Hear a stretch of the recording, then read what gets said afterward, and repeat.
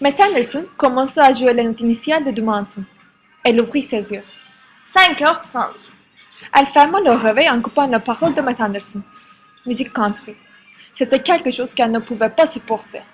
Pourtant, c'était quelque chose qui la faisait tomber du lit si tôt le matin. 6h. Elle était sur le point de partir quand elle découvrit qu'elle avait oublié d'emporter ses écouteurs.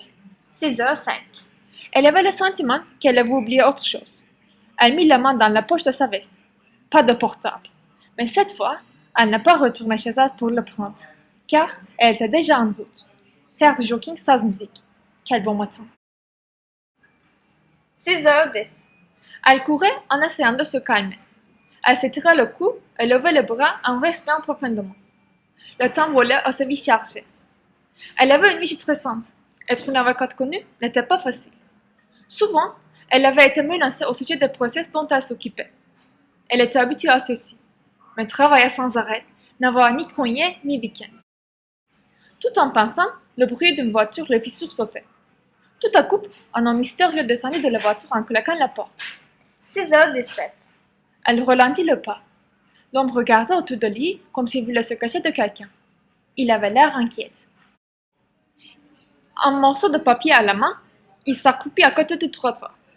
Les actes suspicieux de l'homme attirèrent sa curiosité. Elle l'observait en faisant semblant de faire sa lacette.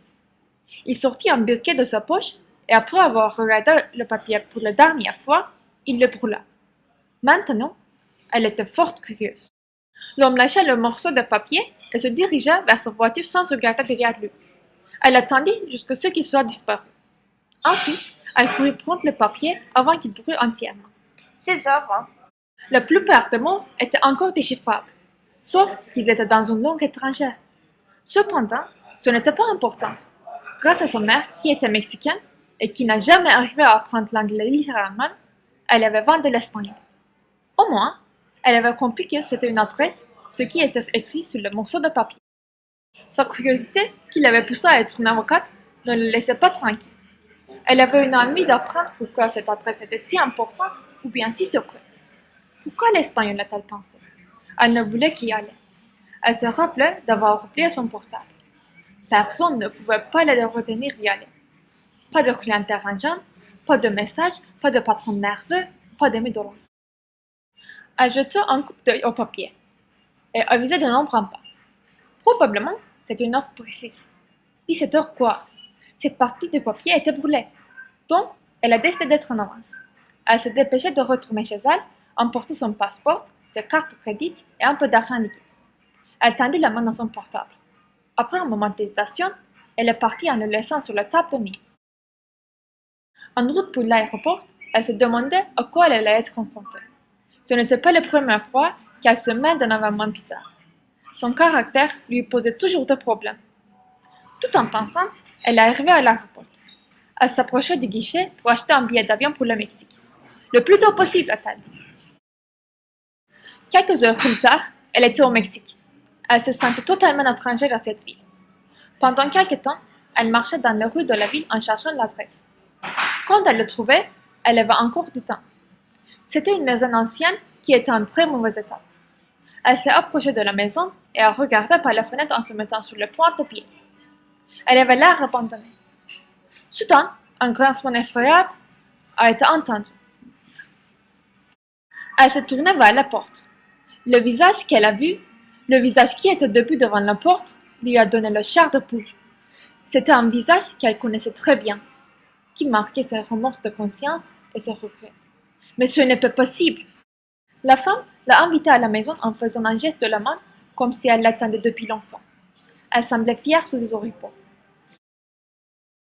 Je sais que tu te rappelles ma voix déjà vue. Je n'ai jamais arrivé à t'oublier. Depuis le jour où j'ai fermé les yeux sur l'injustice, je n'ai pas vécu un seul jour que je n'avais pas de remords. Tais-toi!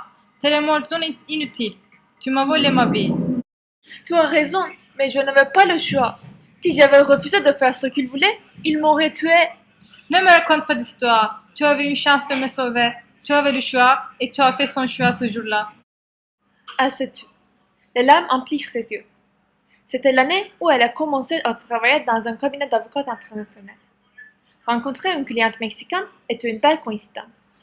Grâce à sa double nationalité, elle l'a mis facilement en confiance. La franchise de la femme lui a permis d'apprendre tout ce dont elle avait besoin pour gagner le procès. La femme était innocente, elle en était sûre. Quelques heures avant l'audience, deux hommes étaient venus chez elle. Ils lui offrirent une énorme somme d'argent pour le faire ignorer une vie juridique. En acceptant, elle a perdu le procès en mettant la femme en prison. Quelle bêtise! Au cours des années, elle ressentit la douleur à chaque fois qu'elle avait du succès. Si seulement elle avait une chance de changer sa décision qu'elle avait prise ce jour-là. Pardonne-moi. Justice différée et justice refusée. Pendant un moment, elle se fixait sur l'horloge qui était juste derrière la femme. 6h21. Elle a froissé le morceau de papier dans sa main, l'a jeté par terre et a continué sa route habituelle.